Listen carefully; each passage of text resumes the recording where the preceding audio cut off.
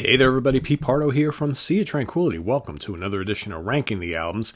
Today we got a cool little show. I was not actually planning on doing this today or this week, but it's something I've been working on for a while, and I think I'm finally at the point where I can actually do a show on the band Family. Okay, English rock band, got their start in the mid-late 60s. Their discography goes from like 1968 to 1973, and that's it. Boom. Done. Pretty cool band, pretty interesting band. Not a band that I've been into for a long time, all right? So this is a band that I had one of their albums, Bandstand, for many, many years. I never really got into it that much, but so many people are like, Pete, can't believe you don't talk about Family. You're not into Family. And I'm like, it's like, so I revisited that album, dug it, and decided to go pick up the rest of their catalog, which is not much. So I've had them now for a few months, and I've been trying to digest them, and I think I've finally gotten to a point where I can actually kind of rank their 7 studio albums. 7 albums crammed into just a few years, so they were pretty busy. I will say most of these are pretty good. I'm not like a tremendous fan of their music, but I do like quite a bit of it. And I think most of their albums are pretty solid. Right? I think some are a little more enjoyable than others. They're one of those bands that, like, you're probably either going to love them or not love them. And I think a lot of that has to do with the fact that stylistically they're kind of hard to pinpoint at times. Also, their lead singer, Roger Chapman, he's probably going to be a love it or leave it type of guy for some people. He's got like some weird things going on with his voice at times. He does this kind of like warbling thing. It's hard to explain what it is. He doesn't do it all the time. Sometimes he sounds pretty normal. Other times he screams a bit. Other times he does that weird kind of falsetto thing, which is kind of you listen and you're like, whoa, what is he doing there, right? So definitely not for the faint of heart. Their music is kind of like a combination of blues rock, folk rock, definite like early progressive / art rock. All right. Some of their stuff, some of their tunes are kind of heavy. They do have some heavy stuff. Other stuff, like a little more kind of like English kind of pub rock type of thing. So a lot of different elements going on in their music. Mostly, guitar, some, electric piano, a little Hammond organ, some mellotron on occasion, violin, flutes, bass, drums. It's just kind of very eclectic band. Honestly, I don't think there's anybody like them. And, kind of notable they had John Wetton playing bass and backing vocals in the band for about, I think a year and a half, something like that. So a lot of people know them for that. He was in the band from 71 to 72. But a cool band, all right? And then again, I'm still kind of getting into. But I wanted to do this because I think I finally have gotten to a point with their albums that I can kind of, put them in some kind of order. So let's get started here. I'm going to go starting at number 7.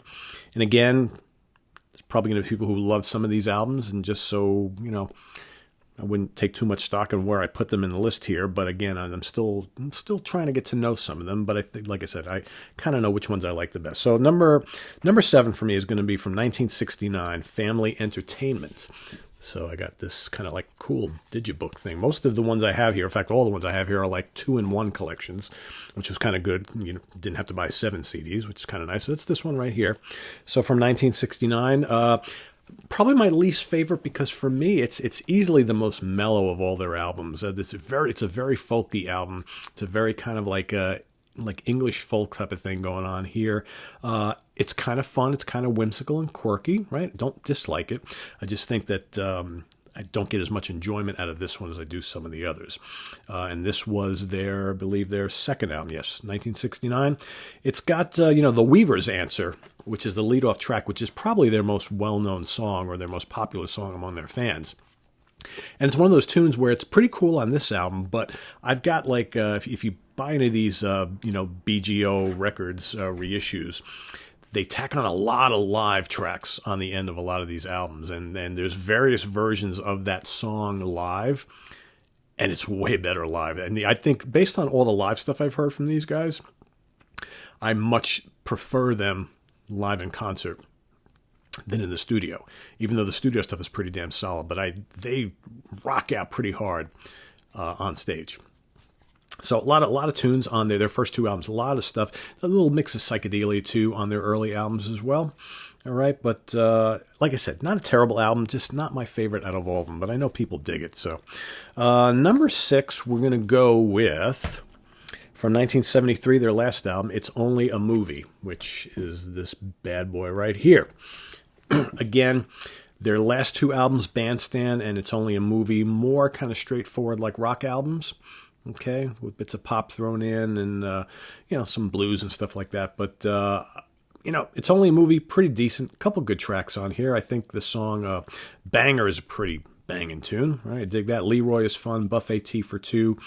Sweet Desiree, also good. Check Out's a pretty strong song as well. So I dig that album. It's decent, right? Coming in at number 5 from 1968, their debut, Music in a Doll's House. I'm pretty sure a lot of people are going to rank this higher, and I totally get it. All right, there's a charm to this album, which I really dig. There's a lot of tunes on it. It's very much of its time. All right, 1968, you got some flutes and mellotrons, and it's not a rockin' album for the most part. Like I said, a lot of tracks on here. You got The Chase and Be My Friend, Winter. Oh, what else?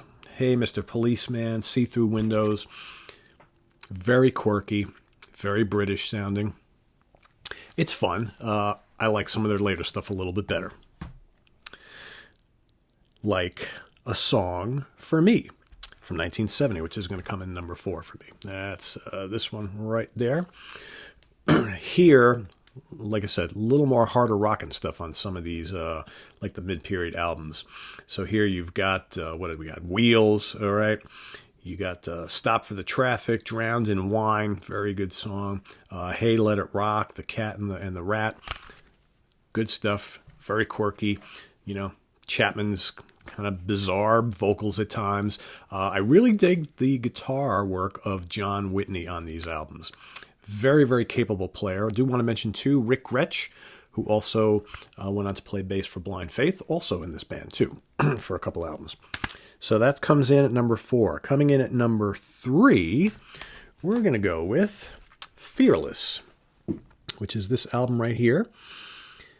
Noteworthy for the top. On the album cover, you got a picture of each of the members, and then each one below kind of starts to mesh all their faces in the photo until you get one photo at the bottom. I know you can't really see from here, which is all of their faces kind of like just juxtaposed above each other. So pretty cool.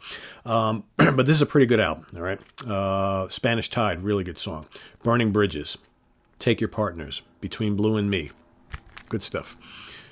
Some gritty music on there. It's kind of proggy. You got little jazzy bits there. You got the sax and flute going on at times. Fun stuff. I dig it. All right. I kind of flip-flop these two. So I originally thought I was going to go with the one that I've had for many, many years, but I find I enjoy another one a little bit more, and that's 1970. I'm sorry, no. So I'm going to go with 1972, Bandstand. This is the one I think a lot of people who maybe discovered Family after they had broken up and what have you. That's usually the first one you get because it's kind of notable. It's got Wettin' on it. It's a little more straightforward. Fun album. You got the nice crisp rocker Burlesque. You got Bolero Babe, Dark Eyes, the great Broken Nose, which is a really good, crunchy, funky rocker. One of my favorite Family songs in general. You got Ready to Go, Top of the Hill, Friend of the Sun, and Glove. Very strong album. A lot of fun, all right? Maybe not as proggy as some of their earlier ones, but definitely, again, it's more of like a straightforward rock album with a lot of other different influences and elements going on, but it's definitely a fun album. But my number 1, like I said, I changed because that was not the way I originally had this list. My number 1 is going to be from 1970. I'm going to go with Anyway. That's this one right here. Pretty cool album cover on there. And again, it's one of those albums a lot of bands were doing at the time. They would release a new album, either a double album or a single album with like maybe half with some live tracks and half with new studio stuff. But in this case, the live tracks were all new songs, just performed live, all right? And then the other stuff is written specifically for the album. So here you've got The Killer, Good News, Bad News, which is heavy. heavy rock. I mean, it's like these guys on almost every album threw in like one or two like really crunchy hard rockers. It's got the Great Willow Tree, Holding the Compass, Strange Band. Then you got the studio stuff, Part of the Load. Anyway, the title track is very cool. Norman's really interesting, kind of jazzy, art rockish instrumental. And then Lives and Ladies, another pretty cool rockin' tune, kind of got some folk leanings in it. It's kind of progressive, that sort of thing. So, and like I said, if you get these BGO reissues, all sorts of bonus stuff. So, in fact, I do want to mention this Family Live album, which is a kick-ass live recording. I don't believe was officially released back in the day. That's something that they kind of put together later on, and it's on the Fearless collection here. So pretty good stuff. So there you have it. So coming in at number 1, Anyway from 1970. Number 2, Bandstand from 1972. Number 3, Fearless from 71. Number 4, we got 1970s, A Song for Me. Number 5, Music in the Doll's House from 68. Number 6, It's Only a Movie from 1973. And number 7, Family Entertainment from 1969. So pretty cool band. Like I said, I'm still kind of learning to really dig these guys. I do appreciate the fact that they are so different. I think that's I tend to like bands who are different, okay, and bring something different to the table, something new. And I have never come across a band quite like this. So kudos to that, right? Not around for too long, not a lot of albums, but definitely they're not for everybody. But I think we probably got a lot of old school prog fans who are pretty into these guys because that's generally who talks about them. So if you dig them, rank their albums, tell us what your favorite songs and albums are, and curious to see what everybody thinks. Again, I'm somewhat new to these guys, other than the Bandstand album. The rest of this I've only been exposed to for the last 6 months or so. So we'll see if my perception of these albums is kind of way different than everybody else's, but definitely some cool stuff here. Visit us on the web at www.seatranquility.org. We're on Facebook, we're on Twitter, of course, we're here on YouTube all the damn time. What do we got coming up tomorrow, you may ask? Going to rank the albums of Spock's Beard tomorrow. Also, we are on 1969 in our favorite album of the year series. Man, 69, a great year for music. That's a tough one. A lot of killer releases from that year. But we got to do it. We got to pick one, right? So I'll be doing that tomorrow morning as well. So and then we got all sorts of stuff happening this weekend, so you don't want to miss any of it. We'll see you then. Have a good night, everybody. Be safe. Take care, and I'll see you tomorrow. Bye-bye.